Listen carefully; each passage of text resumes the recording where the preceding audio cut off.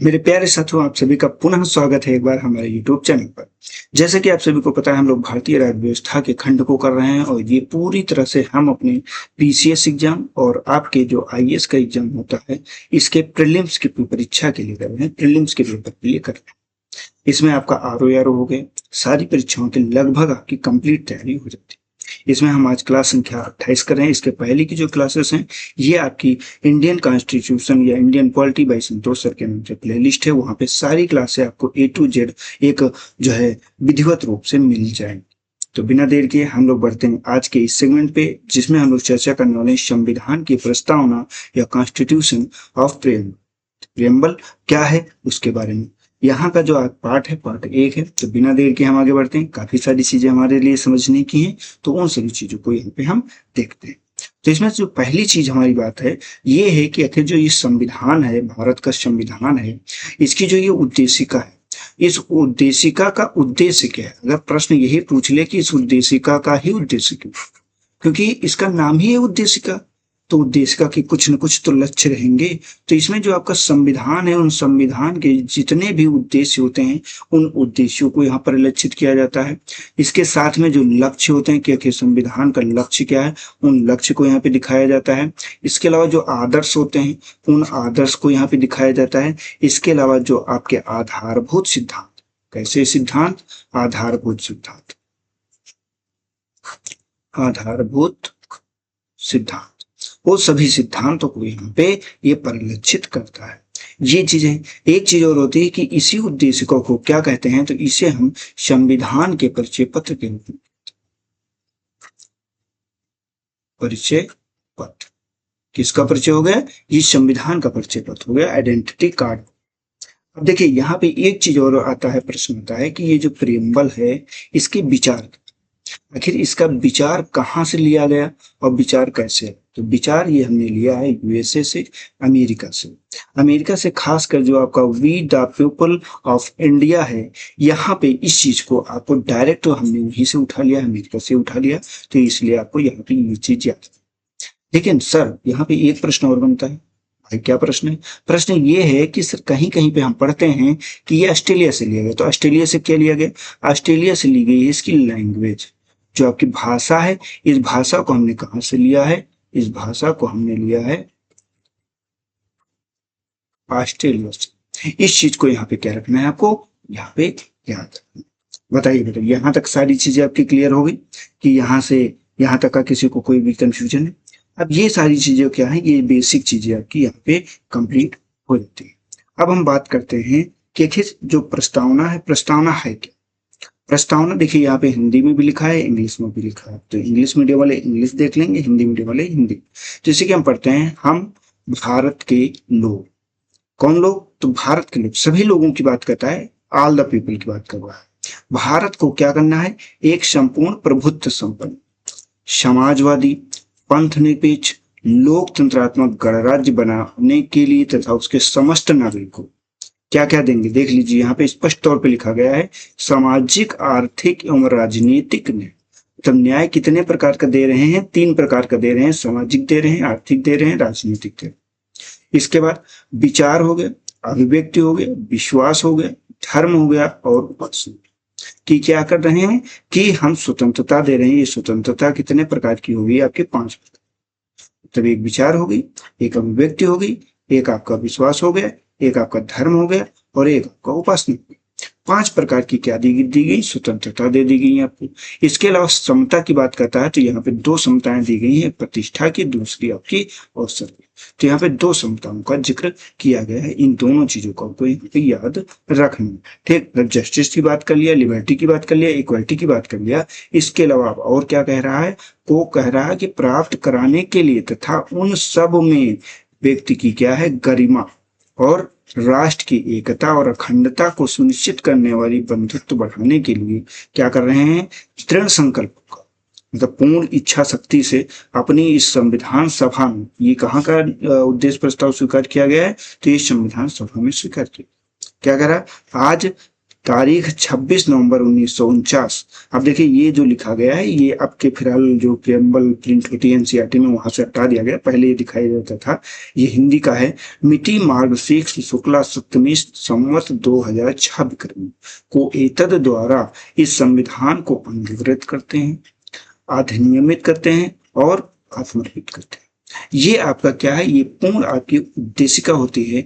ये आपका ये उद्देशिका जो उद्देश्य है संविधान को बनाने के पहले, उन चीजों को यहाँ पे दिखाया गया है।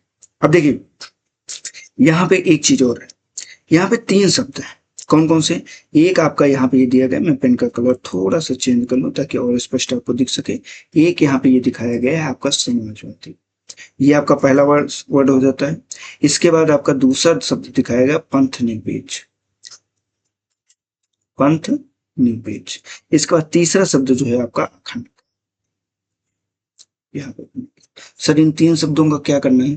तो बेटा ये जो 3 शब्द हैं, इन तीनों शब्दों को हमने क्या किया था, हमने इसे 42वां कॉन्स्टिट्यूशन अमेंडमेंट 1976 के माध्यम से क्या किया था, संशोधित करके।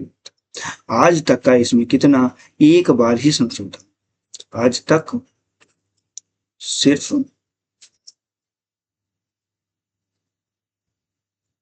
एक बार संशोधन। संशोधन कौन सा?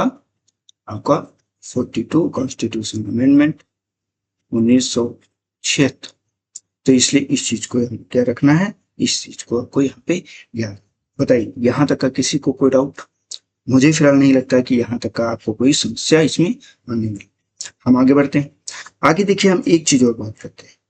जब प्रस्तावना है तो प्रस्तावना ऐसा तो नहीं है कि एक ही दिन में आपकी प्रस्तावना आई कहीं से और यहाँ पे प्रकट।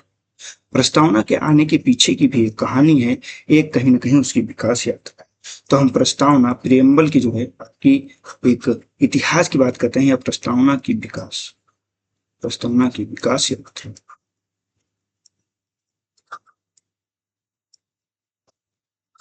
इसमें अब प्रस्तावना को कैसे विकसित किया गया है, हम उसके बारे में चर्चा। अगर देखिए यहाँ पे सबसे पहले की बात करते हैं, पहला पॉइंट ये आ जाता है सर्वप्रथम कहाँ पे प्रस्तावना का जिक्र।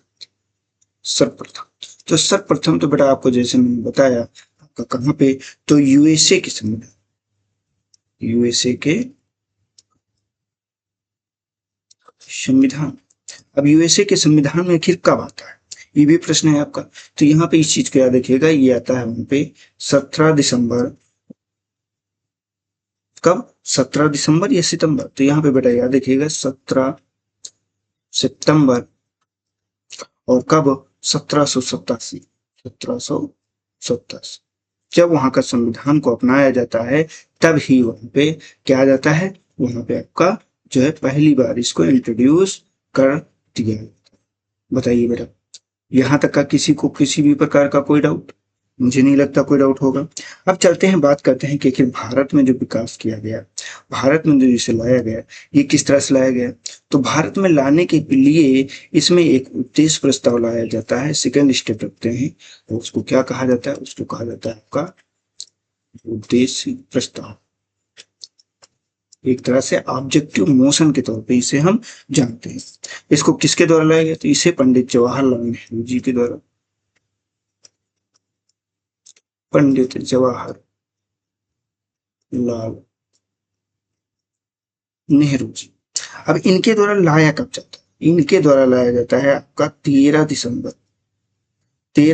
1946 को, 1946 को। इस डेट को आपको याद, इस दिन आपके संविधान सभा में जो है पंडित जवाहरलाल नेहरू के जी के द्वारा जो है उद्देश्य प्रस्ताव ऑब्जेक्टिव मोशन को लाया गया। वहां पे इस चीज को बताया गया कि बेटा हम क्या करेंगे, हम आगे अपने संविधान को किस तरह से डेवलप करेंगे, आखिर हम संविधान में क्या बनाने, क्या हमें जरूरत है और क्या हमें होना चाहिए। अब यही उद्देश्य प्रस्ताव क्या किया जाता है, आपका स्वीकार कर लिया जाता है किसके द्वारा, संविधान सभा के द्वारा। तो यहाँ पे इस चीज को भी नोट कर लीजिएगा, संविधान सभा द्वारा स्वीकृत। अब ये स्वीकृत आखिर हुआ का, स्वीकृत की डेट आपसे बहुत इंपॉर्टेंट है, ये आपकी बहुत बार पूछी जाती है। ये आपकी है 22 जनवरी 1900 47, मतलब प्रस्तुत करने के लगभग 1 महीने या सवा महीने के बाद ही इसे क्या कर लिया जाता है, इसे स्वीकृत कर लिया जाता है। तो यहाँ पे देखिए बेटा, आपकी दोनों तीनों चीजें जो हमने यहाँ पे आपकी बताई, ये मोस्ट इंपॉर्टेंट है, ये बहुत बार पेपर में डायरेक्ट क्वेश्चन में पूछा गया है, तो इस चीज को यहाँ पे आपको याद रखना है। ठीक है, यहाँ तक बताए, यहाँ तक का किसी को कोई डाउट? कोई डाउट नहीं। हम आगे चलते हैं और आगे एक पॉइंट पे हम और बात करते हैं, वो आपका कौन सा पॉइंट हो जाएगा, ये आपका चौथा नंबर। चलो, क्योंकि ये आपका 3 नंबर पॉइंट हो गया। ठीक है, अब चौथे नंबर के बिंदु की बात करते हैं। तो यहाँ पर जो आपका सुप्रीम कोर्ट है, इसने क्या कहा, ये जो उद्देश्य प्रस्ताव है, ये जो प्रस्तावना है, ये संविधान का भाग नहीं। पहले क्या कहा गया? पहले कहा गया प्रस्तावना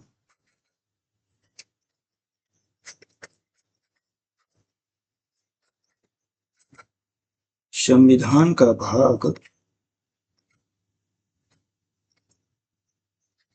नहीं। इतनी बड़ी बात कही, किसके द्वारा कही गई? तो ये कहा गया था सुप्रीम कोर्ट के द्वारा। सुप्रीम कोर्ट के द्वारा। मामला कौन सा था? तो बेरुवाड़ी मामला था। बेरुवाड़ी मामला, जिसे हम कहां से था? तो भारत से। भारत संघ मामला। और ये हुआ कब था? ये बेटा आपका 1960। तो ये चीजें याद रखिए। पहले क्या कहा गया? पहले सुप्रीम कोर्ट ने भी माना कि ये संविधान का हिस्सा नहीं, लेकिन बाद में क्या है, संविधान सभा के को जो है, मतलब जो प्रस्तावना है, इसे जो सुप्रीम कोर्ट के द्वारा इसे स्वीकार कर लिया। उस चीज को यहाँ पे नोट कर लेते हैं। क्या कहा गया? संविधान का हिस्सा है प्रस्तावना,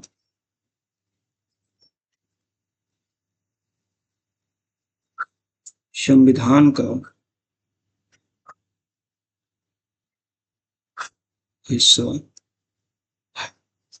ये चीज, ये भी किसने कहा? ये भी जो है आपकी सुप्रीम कोर्ट ने कहा। इसका मामला कौन सा होता है? ये आपका केशवानंद भारतीवाद होता है, जो बहुत चर्चित है, ये सभी को याद ही होगा। केशवानंद, केशवानंद भारती, ये किसके साथ में रहता है? ये रहता है आपका केरल राज्य के साथ। इसी में आपके मूल आधारभूत संरचना का भी जिक्र किया गया। ये कब होता है? ये 1973 में बेटा होता है। ये आपका मामला। इसमें इस चीज को स्वीकार किया गया, कहा गया कि जो है आपका ये हिस्सा है। इसके साथ में एक चीज और यहाँ पे कर दी गई। क्या कहा गया? यहाँ नोट करके लिखिएगा। नोट करके ये कहा गया कि ये अति महत्वपूर्ण हिस्सा। क्या हो गया? अति महत्वपूर्ण हिस्सा। अभी तक तो ये कहा गया था, बेरुवाड़ी मामले की बात करते हैं तो वहां पे तो ये कह दिया गया था कि ये हिस्सा ही नहीं है, लेकिन यहाँ पे क्या होता है, यहाँ पे आपका पूरी तरह से क्लियर कर दिया गया और कहा गया ये अति महत्वपूर्ण भाग है, हिस्सा। इसके अलावा क्या क्या आ गया? और साथ में विचारों को ध्यान में रखकर ही संविधान का अध्ययन होना चाहिए। किसके? प्रस्तावना के विचार को ध्यान में रखकर,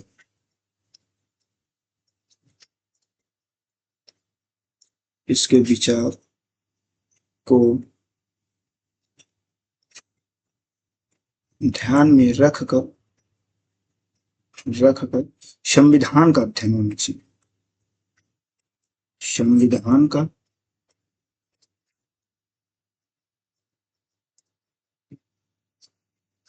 अध्ययन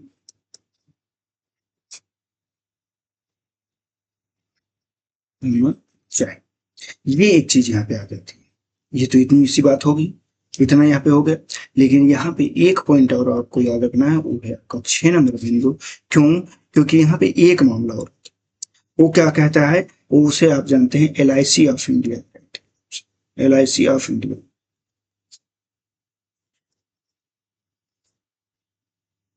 इंडिया मामला। ये कब होता है? ये आपका 1995।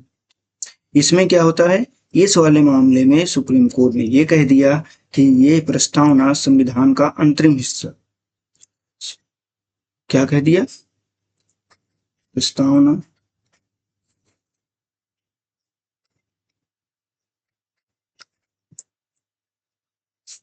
संविधान का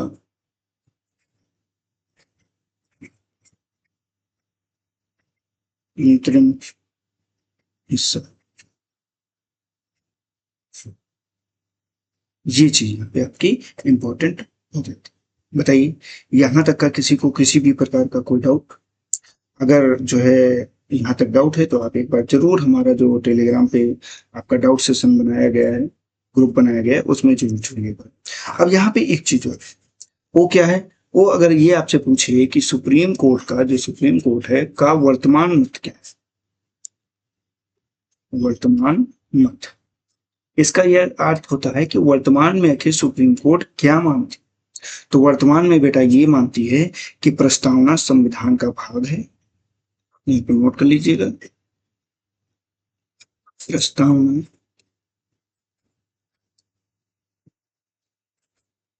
संविधान का भाग है, ये चीज इंपॉर्टेंट भाग है। यह संविधान के जनकों,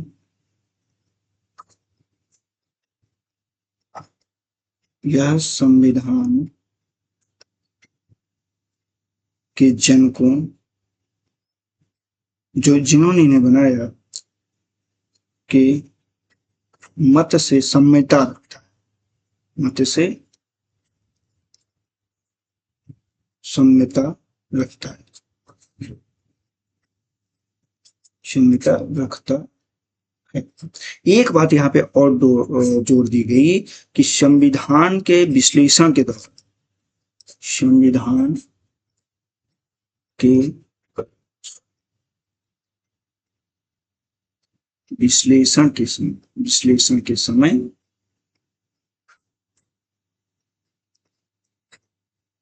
इन विचारों का ध्यान रखा जाए, इन विचारों का ध्यान